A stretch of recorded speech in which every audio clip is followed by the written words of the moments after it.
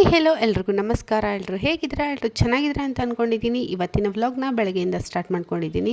ಹಾಗೆ ನನ್ನ ಮಗ ಬೆಳಗ್ಗೆ ಸ್ವಲ್ಪ ವಾಕಿಂಗ್ ಹೋಗೋಣ ಅಂತ ಹೇಳ್ತಾ ಇದ್ದ. ಹಾಗೆ ಕೆಳಗಡೆ ಒಂದು ಸ್ವಲ್ಪ ಐಟಮ್ಗಳನ್ನ ಮೇಲಿಂದ ಬಿಸಾಕೋದೆಲ್ಲ ಕಲ್ತ್ಬಿಟ್ಟಿದ್ದಾನೆ. ಹಾಗೆ ಹೋಗಿ ತರೋಣ ಅಂತ ಅಂದ್ಕೊಂಡು ಹೋಗ್ತಾ ಇದ್ದೀನಿ. ನನ್ನ ಹಸ್ಬೆಂಡು ಆಫೀಸ್ಗೆ ಹೋಗ್ತಾ ಇದ್ದಾರೆ. ಒಂದು ಸ್ವಲ್ಪ ಕೆಲಸ ಇತ್ತು ಅಂತ. ಆ್ಯಕ್ಚುಲಿ ಇವತ್ತು ರಜಾ ಇದೆ, ಅಂದರೂ ಕೂಡ ಸ್ವಲ್ಪ ಕೆಲಸ ಇದೆ ಅಂತಂದು ಹೋಗ್ತಾಯಿದ್ರು. ಅವನು ಪಪ್ಪ ಬರ್ತಾರೆ ವಾಕಿಂಗ್ಗೆ ಅಂತ ಅಂದ್ಕೊಂಡು ಅವ್ರ ಪಪ್ಪ ಜೊತೆಗೆ ಹೋಗ್ತಾ ಇದ್ದಾನೆ. ನಾನು ಹಾಗೆ ಕೆಳಗಡೆ ಸ್ವಲ್ಪ ಹೊತ್ತು ಆಟ ಆಡಿಸ್ಕೊಂಡು ಕರ್ಕೊಂಬರೋಣ ಅಂತಂದು ಕರ್ಕೊಂಡು ಹೋಗ್ತಾ ಇದ್ದೀನಿ. ಆ್ಯಕ್ಚುಲಿ ಸ್ವಲ್ಪ ಹುಷಾರಿರಲಿಲ್ಲ, ಹಾಗಾಗಿ ವೀಡಿಯೋಸ್ನ ಯಾವುದನ್ನು ಕೂಡ ಅಪ್ಲೋಡ್ ಮಾಡಿರಲಿಲ್ಲ. ಸ್ವಲ್ಪ ಗ್ಯಾಪ್ ಕೊಟ್ಟೆ ಅಪ್ಲೋಡ್ ಮಾಡ್ತಾಯಿದ್ದೀನಿ. ಸೊ ಟೈಮ್ ಕೂಡ ಆಗ್ತಾಯಿಲ್ಲ. ಹುಷಾರಿಲ್ಲದ್ರಿಂದ ಸ್ವಲ್ಪ ವಾಯ್ಸ್ ಎಲ್ಲ ಹೋಗಿಬಿಟ್ಟಿತ್ತು, ಶೀತ ಎಲ್ಲ ಆಗಿಬಿಟ್ಟು. ಹಾಗೆ ತುಂಬ ಟಯರ್ಡ್ ಆಗ್ತಿತ್ತು, ಮಾತಾಡೋಕ್ಕೂ ಕೂಡ ಆಗ್ತಾಯಿರಲಿಲ್ಲ, ಅಷ್ಟೊಂದು ತಲೆನೋವೆಲ್ಲ ಬಂದುಬಿಟ್ಟಿತ್ತು. ಹಾಗಾಗಿ ವಿಡಿಯೋ ತುಂಬ ದಿನದಿದು ಪೋಸ್ಟ್ ಮಾಡಬೇಕು ಅಂತಂದು ಹಾಗೆ ಇಟ್ಕೊಂಡಿದ್ದೆ. ಸೊ ಹಾಗಾಗಿ ಪೋಸ್ಟ್ ಮಾಡ್ತಾಯಿದ್ದೀನಿ ಇವತ್ತು. ಹಾಗೆ ಇವತ್ತಿನ ವಿಡಿಯೋ ಇಷ್ಟ ಆಯಿತು ಅಂದರೆ ಲೈಕ್, ಶೇರ್, ಕಮೆಂಟ್ ಮಾಡಿ. ಇವಾಗೂ ಕೂಡ ಸ್ವಲ್ಪ ಪರವಾಗಿಲ್ಲ, ಇವತ್ತು ಒಂಚೂರು ಹುಷಾರಾಗಿದೆ, ಹಾಗಾಗಿ ಪೋಸ್ಟ್ ಮಾಡೋಣ ಅಂತಂದು ವಿಡಿಯೋನ ಎಡಿಟಿಂಗ್ ಮಾಡ್ತಾಯಿದ್ದೀನಿ.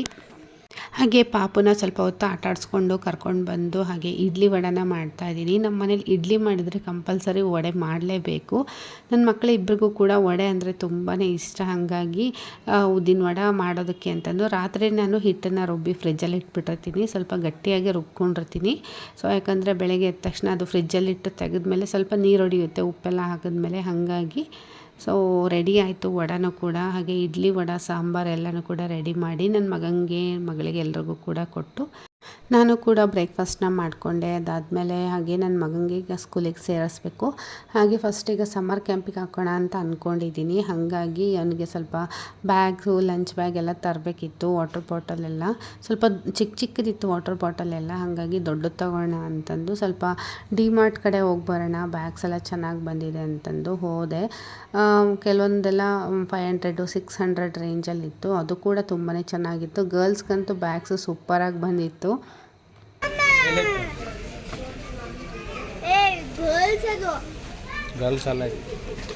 ಚೆನ್ನಾಗಿತ್ತು. ಹುಡುಗಿದದು ಇದೆ, ಚೆನ್ನಾಗಿತ್ತು. ಅವೆಂಜರ್ಸ್ ಅದು ದೊಡ್ಡದಾಯ್ತು. ಇದು ಸಾಕು, ಲಂಚು ಗುಂಚು ಎಲ್ಲ ಇಟ್ಕೊಂಡು ಹೋಗಿ ಬರುತ್ತೆ. ಬ್ಯಾಗ್ ಏನು ಎಕ್ಸ್ಟ್ರಾ ಬೇಡ.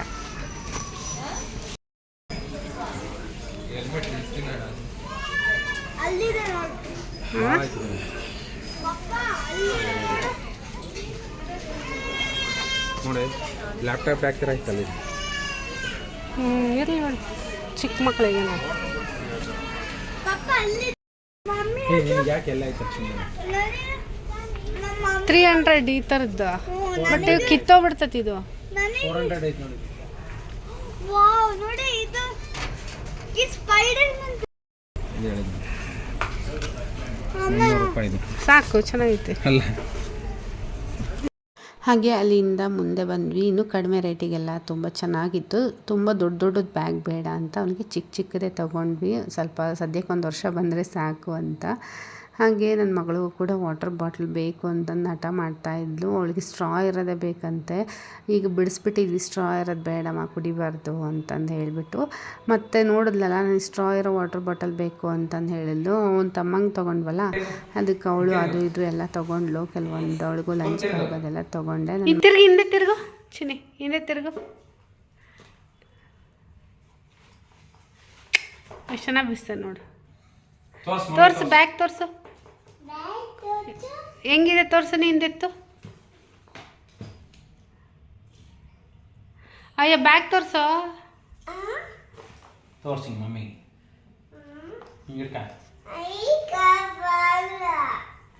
ಹಾಗೆ ನನ್ನ ಮಗಳಿಗೂ ಕೂಡ ಲಂಚ್ ಬ್ಯಾಗ್ನ ತೊಗೊಂಡೆ. ತುಂಬ ಚೆನ್ನಾಗಿದೆ. ಸ್ವಲ್ಪ ದೊಡ್ಡದಾಗಿರೋದೇ ಬೇಕಿತ್ತು, ಸ್ಪೇಷಿಯಸ್ ಆಗಿರೋದು. ಯಾಕಂದರೆ ಸ್ವಲ್ಪ ಅವಳಿಗೆ ಇವಾಗೆಲ್ಲ ಲಂಚೆಲ್ಲ ಜಾಸ್ತಿ ಕೊಟ್ಟು ಕಳಿಸ್ತೀನಿ. ಹಾಗೆ ಸ್ನ್ಯಾಕ್ಸ್ ಎಲ್ಲ ಬಾಕ್ಸ್ ಎಲ್ಲ ಹಿಡಿಸ್ತಾನೆ ಇರಲಿಲ್ಲ ಈ ಮುಂಚೆ ಇರೋ ಲಂಚ್ ಬ್ಯಾಗಲ್ಲಿ. ಹಾಗಾಗಿ ನನ್ನ ಮಗಳಿಗೆ ಒಂದು ಸ್ವಲ್ಪ ದೊಡ್ಡದಾಗಿರುವಂಥ ಲಂಚ್ ಬ್ಯಾಗ್ನ ತೊಗೊಂಡಿನಿ. ತುಂಬಾ ಚೆನ್ನಾಗಿದೆ. ಒಳಗಡೆ ಒಂದು ಪಾಕೆಟ್ ಕೂಡ ಕೊಟ್ಟಿದ್ದಾರೆ ನ್ಯಾಪ್ಕಿನ್ ಇಟ್ಕೊಳ್ಳೋದಕ್ಕೆ. ಎಷ್ಟು ದೊಡ್ಡ ಬಾಟ್ಲು ಬೇಕಾದರೂ ಇಟ್ಕೋಬೋದು, ಅಷ್ಟು ಚೆನ್ನಾಗಿದೆ. ಹಾಗೆ ಕ್ವಾಲಿಟಿ ಕೂಡ ತುಂಬ ಚೆನ್ನಾಗಿದೆ ಅಂತ ಅನ್ನಿಸ್ತು. ಕ್ಲಾತ್ದಲ್ವ, ಹಾಗಾಗಿ ಅದು ತೊಗೊಂಡೆ. ಹಾಗೆ ಈ ಥರದ್ದೊಂದು ಪ್ಲೇಟ್ ತೊಗೊಂಡೆ ನನ್ನ ಮಗನಿಗೆ, ತುಂಬ ಇಷ್ಟ ಆಯಿತು. ಹಾಗೆ ನನ್ನ ಮಗಂದು ವಾಟರ್ ಬಾಟಲ್ಲು, ಲಂಚ್ ಬಾಕ್ಸ್ ಎಲ್ಲ ತೊಗೊಂಡು ಈ ಥರ ಬ್ಯಾಗಲ್ಲಿ ಇಟ್ಕೊಂಡು ಆಟ ಆಡ್ತಿದ್ದಾನೆ ಆಲ್ರೆಡಿ ಅವನು. ಸ್ಟೀಲಿಂದೇ ತೊಗೊಂಡೆ ಈ ಸಲ ಲಂಚ್ ಬಾಕ್ಸು. ನೋಡ್ತಾ ಇರ್ಬೋದು ಈ ಥರ ಡಬಲ್ ಇರುತ್ತೆ, ಒಂದು ಬಾಕ್ಸ್ ಮೇಲೆ ಒಂದು ಬಾಕ್ಸ್ ಇರುತ್ತೆ. ಅಂದರೆ ಇದು ಬಾಕ್ಸ್ ಎಲ್ಲ ಒಳಗಡೆ ಪ್ಲೇಟ್ ಇರುತ್ತೆ ಮೇಲ್ಗಡೆ ಸೈಡು, ಕೆಳಗಡೆ ನಾವೇನಾದರೂ ದೋಸೆ ಥರ ಹಾಕಿದಾಗ ಮೇಲ್ಗಡೆ ಚಟ್ನಿ ಹಂಗೆ ಹಾಕಿ ಪ್ಯಾಕ್ ಮಾಡ್ಬೋದು, ಆ ಥರದ್ದು. ಹಾಗೆ ನಾನು ಒಂದಷ್ಟು ಚಿಕ್ಕದಾಗಿರೋಂಥ ಜಾರ್ಗಳನ್ನ ತೊಗೊಂಡೆ, ನನಗೆ ಸ್ವಲ್ಪ ಸಾಸಿವೆ ಜೀರಿಗೆ ಎಲ್ಲ ಹಾಕೊಂಡು ಇಟ್ಕೊಳಕ್ಕೆ ಬೇಕಾಗಿತ್ತು, ನೋಡೋಣ ಅಂತ ತೊಗೊಂಡೆ. ಹಾಗೆ ನಾನು ಗ್ರೋಸರೀಸ್ ಎಲ್ಲ ನಾನು ಪ್ರಾವಿಷನ್ ಸ್ಟೋರಲ್ಲಿ ಆಲ್ಮೋಸ್ಟ್ ಬುಕ್ ಮಾಡಿಬಿಡ್ತೀನಿ ಯಾವಾಗಲೂ. ಇಲ್ಲಿ ರಿಲಯನ್ಸು ಡಿಮಾರ್ಟಲ್ಲೆಲ್ಲ ತರಲ್ಲ ಕೆಲವೊಂದು ಗ್ರೋಸರೀಸ್ ಎಲ್ಲ. ಇಲ್ಲೇ ಮನೆ ಹತ್ರ ಪ್ರಾವಿಷನ್ ಸ್ಟೋರ್ ಇದೆ ಹೋಲ್ಸೇಲಲ್ಲಿ, ಅವ್ರು ಕೊಡ್ತಾರೆ. ಸೊ ನಾವು ಮುಂಚೆಯಿಂದನೂ ಅವ್ರ ಹತ್ರನೇ ತರಿಸೋದ್ರಿಂದ ನಾವು ತೊಗೊಂಬರೋದಕ್ಕೆ ಹೋಗಲ್ಲ, ಯಾಕಂದರೆ ತುಂಬ ವೆಯ್ಟ್ ಇರುತ್ತೆ ಕೆಲವೊಂದು ಐಟಮ್ಗಳು. ಅಕ್ಕಿ, ಗೋಧಿ ಹಿಟ್ಟು, ಆಯಿಲು ಅದೆಲ್ಲ ಜಾಸ್ತಿ ಆಗಿಬಿಡುತ್ತೆ, ನಮಗೆ ವೆಯ್ಟ್ ತರೋದಕ್ಕಾಗಲ್ಲ. ಹಾಗಾಗಿ ಅವರೇ ಮನೆಗೆ ಡೆಲಿವರಿ ಕೊಟ್ಬಿಡ್ತಾರೆ. ವಾಟ್ಸಪ್ಪಲ್ಲಿ ನಾವೇನಾದರೂ ಏನು ಬೇಕು ಲಿಸ್ಟೆಲ್ಲ ಕಳಿಸಿದ್ರೆ, ಹಾಗಾಗಿ ಅಲ್ಲೇ ಮನೆ ಹತ್ರನೇ ತರಿಸ್ಕೊತೀನಿ. ಈಗ ತರಿಸಿರೋದೆಲ್ಲ ಹಾಗೆ ಇತ್ತು, ಓಪನ್ ಮಾಡಿಬಿಟ್ಟು ಇವಾಗೆಲ್ಲ ಯಾವುದ್ಯಾವುದು ಬೇಕು ಬಾಕ್ಸಿಗೆಲ್ಲ ಹಾಕಿ ಎತ್ತಿಟ್ಕೊತಾ ಇದ್ದೀನಿ. ಆಲ್ಮೋಸ್ಟು ಬೇಳೆ ಆ ಥರದ್ದೇ ಶೇಂಗಾ ಎಲ್ಲ ಸ್ವಲ್ಪ ಜಾಸ್ತಿ ತರಿಸ್ಕೊತೀನಿ, 2-3 kg ಹಂಗೆ ತರಿಸ್ಕೊತೀನಿ ಜಾಸ್ತಿ ಯೂಸ್ ಮಾಡೋದ್ರಿಂದ. ಈ ಕಾಳುಗಳನ್ನೆಲ್ಲ ನಾನು ಹೆಸರು ಕಾಳು, ಅಲಸಂದೆ ಕಾಳು ಈ ಥರ ಎಲ್ಲ ಅರ್ಧ kg ತರಿಸ್ತೀನಿ. ಒಂದು ಅರ್ಧ kg ಒಂದು ತಿಂಗಳಿಗೆ ತರಿಸಿದೆ ಅಂತಂದರೆ 2 ಸಲ ಆಗುತ್ತೆ ನನಗೆ, 1/4 kg ಹಾಗೆ ವಾರಕ್ಕೊಂದು ಸಲನಾದರೂ ಮಾಡಿದ್ರೂ ಕೂಡ ಎಲ್ಲ ಥರ ಕಾಳನ್ನು ನಾನು ಮಾಡ್ತೀನಿ ಪಲ್ಯನ. ಸೊ ಹಂಗಾಗಿ ಅರ್ಧ kg ಸಾಕಾಗುತ್ತೆ, ಜಾಸ್ತಿ ತರ್ಸೋಕ್ಕೆ ಹೋಗಲ್ಲ, ಯಾಕಂದರೆ ಹುಳ ಆಗಿಬಿಡುತ್ತೆ ಜಾಸ್ತಿ ತರಿಸಿಟ್ಕೊಂಡು ಫ್ರಿಜ್ಜಲ್ಲಿ ಇಟ್ಕೊಳ್ಳೋದಕ್ಕಾಗಲ್ಲ ನನಗೆ. ಸೊ ಹಂಗಾಗಿ ಅದಾದಮೇಲೆ ಬೇಕಾಗಿರುವಂಥ ಕೆಲವೊಂದು ಬೇರೆ ಬೇರೆ ಐಟಮ್ಸ್ ಎಲ್ಲ ತರಬೇಕಿತ್ತು. ಸೊ ಇಲ್ಲಿ ರಿಲಯನ್ಸಿಗೆ ಬಂದಿದ್ದೆ, ರಿಲಯನ್ಸ್ ಸ್ಮಾರ್ಟ್ ಅಂತ ಇದೆ ಇಲ್ಲಿ ವಿದ್ಯಾರಣ್ಯಪುರದಲ್ಲಿ. ಸೊ ಅಲ್ಲಿಗೆ ಹೋಗಿದ್ದೆ ನಾನು. ರಬ್ಬರ್ ಬ್ಯಾಂಡೆಲ್ಲ ಚೆನ್ನಾಗಿ ಸಿಕ್ತಿತ್ತು. ಲಾಸ್ಟ್ ಟೈಮು 1 ಡಜನ್ ತೊಗೊಂಡಿದ್ದೆ, ನನ್ನ ಮಗಳೆಲ್ಲ ಕಳೆದಾಕ್ಬಿಟ್ಟಿದ್ಲು.